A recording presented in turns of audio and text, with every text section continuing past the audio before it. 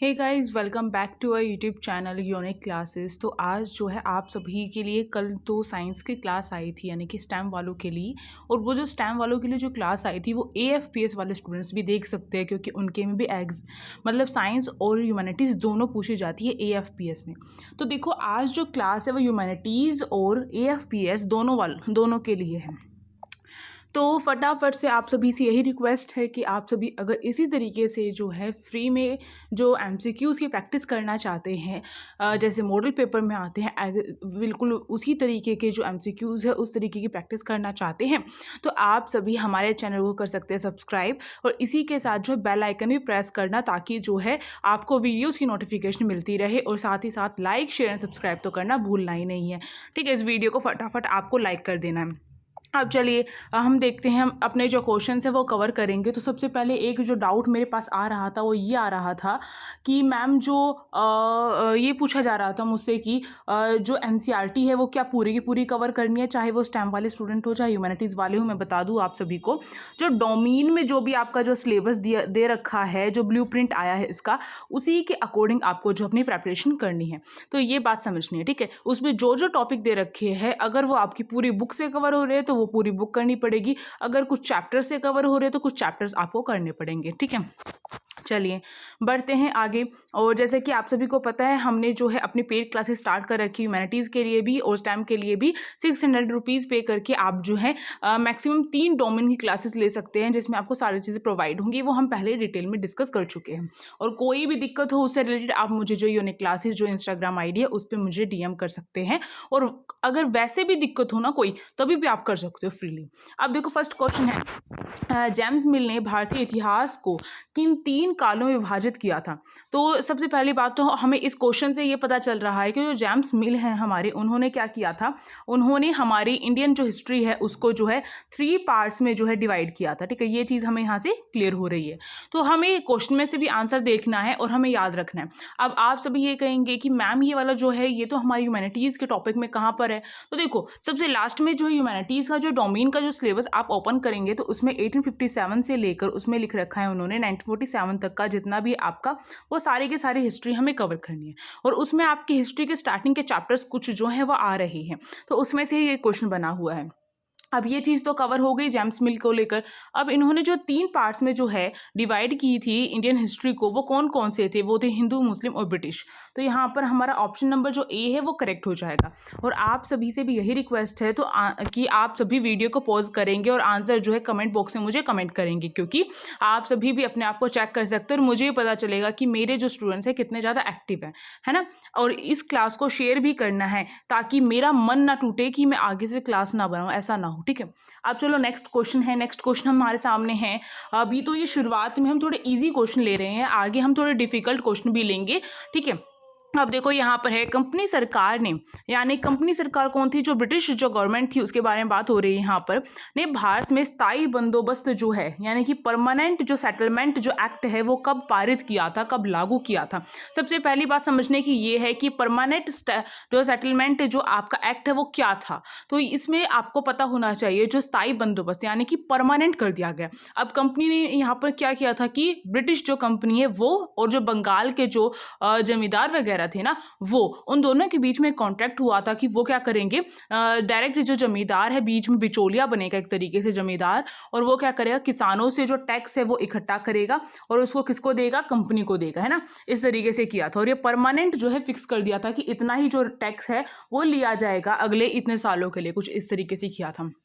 तो इसका जो है ऑप्शन नंबर हमारा जो है 3rd करेक्ट होगा, यानी कि 1793 में जो है ये जो एक्ट है वो लागू किया गया था, परमानेंट जो सेटलमेंट एक्ट है।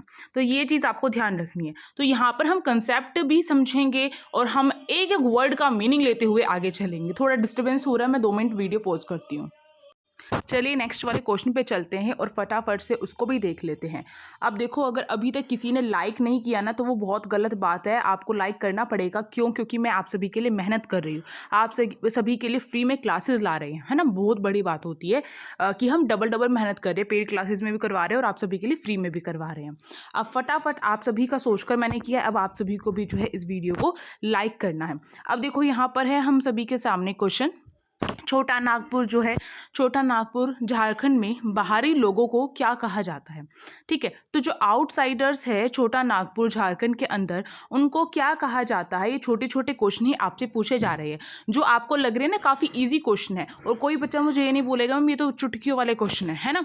मुझे पता है चुटकियों वाले क्वेश्चन है, अभी आपको ऐसा हो सकता है कि आपको लगे कि बहुत ईजी क्वेश्चन है, बट जब हम एग्ज़ाम देते हैं ना तो एग्जामिनर ये सोचता है कि बच्चे जो है ऐसे क्वेश्चन करके आते हैं जो काफ़ी डिफिकल्ट होते हैं, और एग्जामिनर बड़ा चंट होता है और वो क्या करता है, हमसे छोटी से छोटी चीज़ पूछता है। आगे जब आप बड़े बड़े एग्जाम दोगे तो उसमें भी क्या होता है, हमसे बिल्कुल डीपली चीज़ें पूछी जाती है, छोटी से छोटी। जैसे यहाँ पर हमसे छोटी सी चीज़ पूछ ली, छोटा नागपुर झारखंड में जो है बाहरी लोगों को क्या कहा जाता है, आउटसाइडर्स को क्या कहा जाता है। तो वो आपको दिक्कूज जो है वो कहा जाता था, किसको? आउटसाइडर्स को। ठीक है, तो दिक्कू इसका आंसर हो जाएगा। तो आपको पता होना चाहिए दिक्कू कौन है। अब संथाल ये सब कौन थे, मुझे आप सभी मुझे जो है कमेंट बॉक्स में बताएंगे। नेक्स्ट क्वेश्चन आपका ज्योग्राफी से है। संसाधनों के विकास के लिए निम्नलिखित में से कौन सा घटक सबसे आवश्यक घटक है? जहाँ से भी मुझे एमसीक्यूज मिलेंगे मैं सारे के सारे आप सभी को करवाऊंगी कवर। ओके, अब देखो संसाधनों के विकास के लिए, अब संसाधनों की बात नहीं की गई है, उनका विकास भी करना है हमें पता है जो संसाधन होते हैं हमारे वो क्या होते हैं, यानी कि जो रिसोर्सेज होते हैं वो क्या होते हैं हमारे, वो नेचुरल हमें मिलते हैं ना, नेचुरल मिलते हैं। अब इनका विकास करना है मुझे, तो यानी कि आप एक मानव है, एक मनुष्य है, एक ह्यूमन बींग है, तो आप क्या कर सकते हैं, अपने दिमाग से, अपने स्किल से हम उन संसाधनों का यूज़ कर सकते हैं। अब देखो हवा तो पहले भी बह रही थी, जब तक साइंस टेक्नोलॉजी ने उसे नहीं पहचाना था, तब भी हवा अपने जो है ऐसी हमारी बह रही थी। अब क्या है, उसको पहचान कर उसे जो है बिजली में कन्वर्ट किया जा रहा है, इलेक्ट्रिसिटी में। इसी तरीके से वाटर का यूज़ किया जा रहा है इलेक्ट्रिसिटी के लिए, और भी काफ़ी सारे ऐसे संसाधन जो अभी तक हमें पता है कि ये संसाधन हैं, अभी हम फिर भी उसका यूज़ क्यों नहीं कर पा रहे? क्योंकि हमारे पास स्किल नहीं है, हमारे पास उनको लेकर समझ नहीं है। ठीक है, समझ भी नहीं है, तो इसलिए जो है हम नहीं कर पा रहे हैं उनका यूज़। समझ रहे हो इस बात को? तो इसलिए जब भी संसाधनों के विकास की बात आएगी तो आपको ध्यान रखना है, इसका आंसर जो है बी रहेगा, मानव ही संसाधनों का विकास कर सकता है। ठीक, मानव ही। अब कुछ बच्चे कहेंगे मैम प्रौद्योगिकी भी तो हो सकता है, टेक्नोलॉजी कौन लेकर आया? टेक्नोलॉजी हमारे जो ह्यूमन है वही तो लेकर आए हैं, तो हमारा आंसर ह्यूमन रहेगा। Okay, next question, Hind Swaraj पुस्तक के लेखक कौन थे? ये वाला क्वेश्चन इंपॉर्टेंट है। ऐसे ऐसे क्वेश्चन इंपॉर्टेंट होते हैं कि हिंद स्वराज जो पुस्तक है, यानी कि हिंद स्वराज जो बुक है, वो किसने लिखी थी? तो आपको पता होना चाहिए, हमारे महात्मा गांधी ने लिखी थी, इनकी बुक थी ये, तो ये आपको ध्यान होना चाहिए। ओके, नेक्स्ट क्वेश्चन देखो, अगला क्वेश्चन है गांधी जी द्वारा असहयोग आंदोलन यानी कि जो कॉपरेशन मूवमेंट है वो क्या था? सबसे पहले तो हम यही समझ लेते हैं। ठीक है, असहयोग आंदोलन क्या था? सबसे पहले अगर हम देखिए, गांधी जी जैसे ही जो है लौटे थे दक्षिण अफ्रीका से, साउथ अफ्रीका से, उसके बाद जो है उन्होंने लगातार जो छोटे मोटी चीज़ें की थी, है ना। उसके बाद सबसे बड़ा जो आंदोलन हुआ था वो था असहयोग आंदोलन, नॉन कॉपरेशन मूवमेंट। ये क्या था? इससे समझ में आ रहा है हमें असहयोग, यानी कि हमें सहयोग नहीं करना है, हमें कॉपरेट नहीं करना है, इसी को लेकर मूवमेंट चला था ये। अब इसमें क्या था कि हमें जितनी भी चीज़ें जो है ब्रिटिश की हैं, कंपनी की जितनी भी चीज़ें थी, चाहे वो हॉस्पिटल हो, चाहे स्कूल हो, चाहे वो कपड़े हो, चाहे कोई भी सामान हो हमारे यूज़ का, हम उसको यूज़ नहीं करेंगे। हम स्वदेशी जो चीज़ें हैं, यानी कि जो हमारे देश में बनती जो चीज़ें हैं उन्हीं को यूज़ करेंगे। तो बच्चों ने स्कूल में जाना छोड़ दिया था, और इसी तरीके से जो बड़े बच्चे थे उन्होंने कॉलेज में जाना छोड़ दिया था, इस तरीके से जो है त्याग किया था। और एक तरीके से हम अनशन टाइप कह सकते हैं कि उन्होंने जो है ये प्रण ले लिया था कि हम उनको यूज़ नहीं करेंगे। और इनका मानना था कि अगर हम ब्रिटिश जो कंपनी है उनकी चीज़ों को यूज़ नहीं करेंगे तो कंपनी अपने आप जो है भारत को छोड़कर यहाँ से भाग जाएगी। क्यों भाई? कंपनी का क्या उद्देश्य था? जब कंपनी भारत में आई थी तो आपको पता होगा, जैसे ही कंपनी आई, कंपनी स्टार्टिंग में जो है जब भारत आई थी तो उसका कोई भी उद्देश्य नहीं था कि वो जो है भारत को कब्जा कर ले, ठीक है, गुलाम बना ले। बट जैसे जैसे उसने देखा, सबसे पहले वो किस काम के लिए आई थी? वो अपना सामान लेकर आई थी और उसको जो है यहाँ पर बेचना स्टार्ट किया था।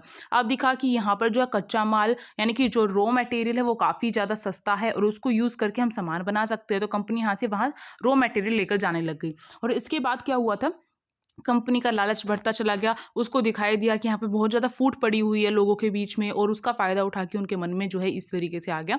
तो अब देखो यहाँ पर जो है अगर आपसे पूछा जाए ना कि जो प्लासी का युद्ध है वो कब हुआ था, तो आपको पता होना चाहिए 1757 में हुआ था, ठीक है, ये बात ध्यान रखनी है। और इसके 100 सालों के बाद यानी 1857 में रिवोल्ट हुआ था भारत में, 1857 में विद्रोह हुआ था बहुत बड़ा, और इसके बारे में भी हम डिटेल में करेंगे जब क्वेश्चन आएगा तो, ठीक है। तो अब जो है यहाँ पर असहयोग आंदोलन से रिलेटेड मैंने इतनी सारी चीज़ें बताई है, तो आप सभी मुझे बताइए असहयोग आंदोलन जो है वो कब हुआ था, ठीक है, कब स्टार्ट हुआ था, ये चीज़ आपको मुझे कमेंट बॉक्स में बतानी है। अब देखो यहाँ पर जो है ऐसे में पूछा गया है कि क्यों वापस लिया था, और मैं इसलिए बता रही हूँ इंपॉर्टेंट क्वेश्चन इसलिए है क्योंकि लास्ट टाइम आपके ह्यूमैनिटीज़ का जो क्वेश्चन पेपर मेरे पास है उसमें प्रीवियस ईयर में ये क्वेश्चन आया हुआ है, तो इसलिए बहुत इंपॉर्टेंट है ये। तो आपको पता होना चाहिए कि जब असहयोग आंदोलन चला हुआ था तो यूपी में एक चोरा चोरी जो है पुलिस थाना था, ठीक है, चोरा चोरी इंसिडेंट हुआ था, यानी कि एक घटना हुई थी, पुलिस थाना था यूपी में। तो उसमें क्या हुआ, उसमें आग लगा दी क्योंकि भीड़ इतनी ज़्यादा भड़क गई थी कि वो लड़ाई वगैरह करके और उन्होंने जो है आग वगैरह लगा दी पुलिस थाने में। तो इसकी वजह से क्या हुआ, वहाँ पर अहिंसा फैल गई। तो हमें पता है कि जो गांधी जी है अहिंसा का जो है सख्त खिलाफ थे, सॉरी हिंसा फैल गई, हिंसा के सख्त खिलाफ थे वो, ठीक है। और जैसे ही गांधी जी को पता चला कि हिंसा फैल गई है, खून खराबा हो गया है, वैसे ही उन्होंने जो है असहयोग आंदोलन को क्या कर लिया, वापस ले लिया। तो ये चीज़ आपको पता होनी चाहिए। तो डी ऑप्शन अपना यहाँ पर करेक्ट हो जाएगा। अब चोरा चोरी कहाँ पर है ये भी पता होना चाहिए क्योंकि ये इंपॉर्टेंट क्वेश्चन है, प्रीवियस ईयर में आया हुआ है, इसलिए मैं बता रही हूँ। तो चोरा चोरी आपका यूपी में है, और यूपी कहाँ पर है, मैप में आप सभी को आज का वर्क है, मैप में जाकर देखोगे चोरा चोरी कहाँ पर है, ठीक है, यानी कि मैप में यूपी देखना हमें कि यूपी किस साइड है। तो ये चीज़ें पता होनी चाहिए आपको। चलिए नेक्स्ट क्वेश्चन करते हैं। ये क्वेश्चन की नंबरिंग ऐसे आगे पीछे हैं, तो इसको फोकस नहीं करना है हमें। अब देखो सतत विकास से क्या तात्पर्य है, क्योंकि क्वेश्चन मैं कहीं कहीं से ले रही हूँ, इस वजह से क्वेश्चंस जो है इस तरीके से नंबरिंग है इनकी। तो सस्टेनेबल जो डेवलपमेंट है हमारा वो क्या होता है, इसका मतलब होता है कि हमें जो है अपना विकास इस तरीके से करना है, हमें डेवलपमेंट इस तरीके से करना है कि हमारी जो वर्तमान में यानी कि हम जो अभी हमारी जितनी भी रिक्वायरमेंट है अभी प्रेजेंट में उसे हम पूरा कर लें, और हमारे भविष्य के लिए यानी कि हमारे फ्यूचर के लिए हमारी जो आने वाली पीढ़ियां हैं यानी कि हमारे आने वाली जो जनरेशन है उनके लिए भी वो संसाधन वो रिसोर्सेज बचे रहे जिसका वो यूज़ कर सके। ऐसा नहीं है कि आप पानी बहा रहे हैं और आप कुछ भी काम करें और पानी की जो टैप है वो खोल के छोड़ दिया आपने, है ना, तो ये चीज़ गलत है। यही चीज़ हमें जो है सस्टेनेबल डेवलपमेंट सिखाता है कि ऐसा नहीं करना है। ये नहीं सोचना है कि हम तो जी रहे हैं ना, आगे वालों का हमें क्या देखना है ना, ये नहीं सोचना है। तो यही चीज़ होती है सतत विकास। अब देखो इसमें फर्स्ट ऑप्शन है हमें जो है ध्यानपूर्वक जो है संसाधनों का यूज़ करना, रिसोर्सेज का यूज़ करना, वो भी केयरफुली। बिल्कुल अगर हम ध्यान से नहीं करेंगे, हम टैप को बंद नहीं करेंगे तो क्या वो पानी रुक जाएगा अपने आप, वो तो वेस्ट हो जाएगा। तो ये चीज़ है। अब देखो अगला है वर्तमान की आवश्यकता को पूरा करना है कि प्रेजेंट में जो रिक्वायरमेंट है उसको पूरा करना, बिल्कुल ये भी होगा। भावी पीढ़ी के लिए यानी कि आने वाली जो फ्यूचर जनरेशन है उसके लिए हमें बचाए रखना है ना। ये सारी चीज़ें होने की वजह से ऑल ऑफ द अबव हो जाएगा, यानी कि उपरोक्त सभी इसका आंसर हो जाएगा। चलिए नेक्स्ट क्वेश्चन है, भारत में वन क्षेत्र का प्रतिशत कितना है। अगर मैं अभी प्रेजेंट की बात करूँ तो 24 पॉइंट समथिंग है, ठीक है, बट आपकी एनसीईआरटी के अकॉर्डिंग 22% होगा इसका आंसर। अगर आपके पास न्यू एनसीईआरटी है तो उसमें चेक करना एक बारी कि अपना जो फॉरेस्ट एरिया है अभी जो दिखा रखा है उसमें वो कितना दे रखा है, क्योंकि ये चेंज होते रहते हैं इसलिए मैं करेक्ट नहीं बता सकती। मैंने अभी का बता दिया आपको 24 पॉइंट कुछ करके है, बट आपकी एनसीईआरटी जो मेरे पास है उसमें अभी 22% है। चलिए नेक्स्ट क्वेश्चन है, 12 मार्च 1930 को महात्मा गांधी ने अपनी प्रसिद्ध जो नमक मार्च है यानी कि नमक तोड़ो आंदोलन बोल सकते हैं, हमें इसे दांडी मार्च भी बोल सकते हैं, ठीक है, सवर्ण अवज्ञा आंदोलन जो नाम है वो इसी का था, और ये 1930 में हुआ था, ये पता होना चाहिए आपको। और कब से स्टार्ट हुआ था इंपॉर्टेंट है, ये 12 मार्च 1930 से शुरू हुआ था, और 24 दिनों की यात्रा पूरा करके इन्होंने जो है दांडी पहुंचे थे। और कहाँ से शुरू किया था ये, इन्होंने साबरमती आश्रम से जो है वो स्टार्ट किया था। तो देखो साबरमती से स्टार्ट किया था, वही चीज़ पूछ रखी है इन्होंने, तो सी ऑप्शन हो जाएगा। कहाँ पर पहुंचे थे अगर ये पूछा जाए तो दांडी पहुंचे थे, जहाँ पर जाकर जो गांधी जी है उन्होंने नमक जो है बनाकर नमक कानून तोड़ा था। अब ये नमक कानून क्या था ये समझ लेते हैं। गांधी जी ने देखा कि अब ब्रिटिश कंपनी क्या कर रही है, हर चीज़ पर जो है अपना कब्जा कर रही है एक तरीके से, और उन्होंने नमक बनाने पर जो है एक रूल निकाल दिया, एक लॉ निकाल दिया, कोई भी नमक नहीं बना सकता है। और गांधी जी को इस बात को लेकर बहुत गुस्सा उठा, क्योंकि नमक एक ऐसी चीज़ है, सॉल्ट एक ऐसी चीज़ है जो हम अपने घर में डेली लाइफ में यूज़ करते हैं, हमारी डेली नीड की चीज़ है, रिक्वायरमेंट है, हमारी बेसिक नीड है। तो इसलिए जो गांधी जी ने इसका विरोध किया, और इसका विरोध जो है नमक मार्च भी कह सकते हैं इसको, हम मार्च इसलिए बोलते हैं कि पैदल यात्रा निकली थी, 12 मार्च 1930 से निकली थी। इसके बारे में डिटेल में अभी और भी देखेंगे हम, ठीक है। साबरमती से निकली थी, इंपॉर्टेंट है, ये आपको ध्यान रखना है। और साबरमती मैप में कहाँ पर है, ये आपका वर्क है, और दांडी कहाँ पर है, ये भी आपका वर्क है, क्योंकि मैप वाले क्वेश्चन भी आपको देखने के लिए मिलेंगे। आगे चलिए, अगला है समानता का अधिकार निम्नलिखित में से किस प्रथा के अभ्यास पर जो है बंद कर दिया गया था, प्रतिबंध लगा दिया गया था। यानी कि राइट टू इक्वलिटी जो है आपका, राइट टू इक्वलिटी जो है वो क्यों स्टार्ट हुआ, यानी समानता का अधिकार किसको लेकर, कौन सी ऐसी चीज़ थी जब हम गुलाम थे, या फिर हमारी फ्रीडम से पहले, हमें जो फ्रीडम मिली है उससे पहले ऐसी क्या चीज़ थी, उसको लेकर जो है उसको बंद किया, और उसको लेकर जो है अब राइट टू इक्वलिटी यानी समानता का अधिकार जो है वो बनाया गया। अब फंडामेंटल राइट आपके जो डोमेन में सिलेबस है उसमें नहीं दिया गया, बट मैं अपनी तरफ से कराऊंगी, क्योंकि इससे क्वेश्चन देखने के लिए मिलते हैं। ओके, तो इसी तरीके से जब आप पेड क्लासेस ज्वाइन करेंगे तो आपको काफ़ी सारी चीज़ें एक्स्ट्रा भी मिलेंगी, जिससे आपको पता चलेगा कि ये चीज़ें और हो सकती है। तो अगर आपको सेशन अच्छा लग रहा हो, और अगर इसी तरीके से और वीडियोस चाहिए हो, तो लाइक करना नहीं भूलना है, और टेलीग्राम ग्रुप को भी ज्वाइन कर लेना। और अभी और भी जो है क्वेश्चन बचे हुए हैं। देखो, समानता का जो अधिकार है, यानी कि राइट टू इक्वलिटी, यानी कि सब समान होंगे, उसमें जाति, धर्म, नाम या फिर लिंग वगैरह को लेकर कोई भेदभाव नहीं होगा, और सबको जो है इक्वल राइट्स मिलेंगे, जो भी हमारे जो है संविधान में लिखे गए हैं। तो यहाँ पर जो है जो अस्पृश्यता है, यानी कि स्पर्श ना किया जाए। आपने सुना होगा पहले क्या होता था, अगर कोई लोग या फिर मैं कह सकती हूँ निम्न कास्ट का अगर कोई आता था, तो उन्हें जो है अपने जैसे जो बड़े उच्च कास्ट के जो होते थे ना, उच्च जाति के जो लोग होते थे, वो अपने पास भी नहीं बैठने देते थे, छूने भी नहीं देते थे उनको, उनके घर का पानी नहीं पीते थे, अगर उनके कुएं भी अलग होते थे। इस तरीके से ये चीज़ें आपने सुनी होंगी।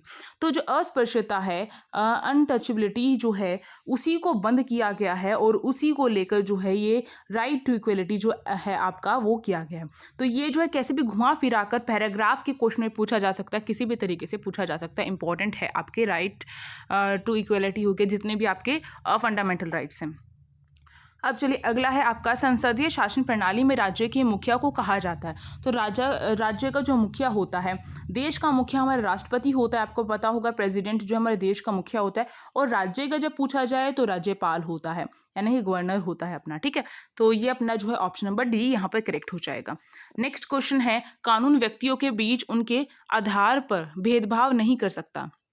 यानी कि जो भी हमारे देश में जो भी कानून बनाया जाएगा, जो भी लॉ बनाया जाएगा, वो किस चीज़ को लेकर जो है भेदभाव नहीं करेगा।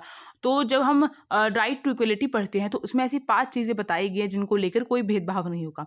उसमें से 3 चीज़ें यहाँ पर दे रखी है, धर्म, जाति, लिंग, इनको लेकर जो है जन्म स्थान, ठीक है, उसको लेकर भी कोई भेदभाव नहीं होगा। तो ये सारी चीज़ें जो हैं, इनको लेकर कोई भेदभाव नहीं किया जाएगा। यह अपना इसका 4th ऑप्शन यहाँ पर करेक्ट हो जाएगा। अगला क्वेश्चन देखो, अगला है, भारत का सर्वोच्च न्यायालय की स्थापना कब हुई थी।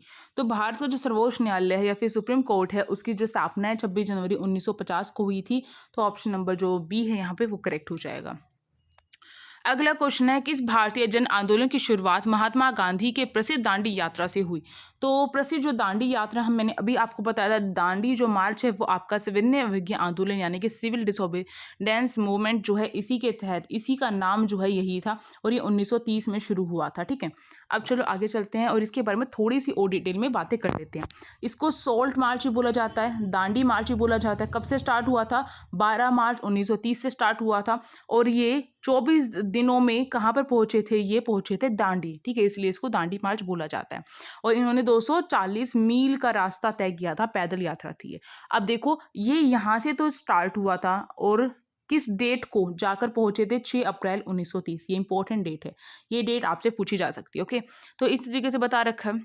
इसे सॉल्ट सत्याग्रह भी बोला जाता है, इसे सिविल डिसओबीडेंस मूवमेंट भी बोला जाता है। और इस टाइम पर लॉर्ड इरविन जो है वॉइसरॉय थे। तो ये चीज़ें आपको ध्यान रखनी है। इसी के साथ हमारी क्लास यहाँ पर ख़त्म होती है। और अगर आपको पेड क्लास चाहिए और उसकी इंफॉर्मेशन चाहिए जिसमें आपको नोट्स, एमसीक्यू टेस्ट और रीजनिंग वगैरह सब कुछ कराई जाती है, तो आप सभी क्या कर सकते हैं, और क्लासेस भी कराई जाती है ना, और आप सभी क्या कर सकते हैं, मुझे इंस्टाग्राम यूनिक क्लासेस के नाम से है, वहाँ पर जाकर पूछ सकते हैं। कोई भी डाउट है, कहीं पर भी कोई दिक्कत होती है, वो भी चीज़ पूछ सकते हैं। इसी के साथ टेलीग्राम ग्रुप को भी ज्वाइन कर लीजिएगा। और आपको बता दूं, पेड क्लासेस अभी केवल आज और कल के लिए 600 रुपये हैं में है, और जनवरी से ही ये जो प्राइस घट के बढ़ के 800 रुपये हो जाएगा। ठीक है। अब जो है आप सभी के पास फैसला लेने के लिए आप सभी हैं, समझदार हैं, और आप सभी इस वीडियो को लाइक कर सकते हैं, शेयर कर सकते हैं और सब्सक्राइब कर सकते हैं हमारे यूट्यूब चैनल को। Thank you for watching this video.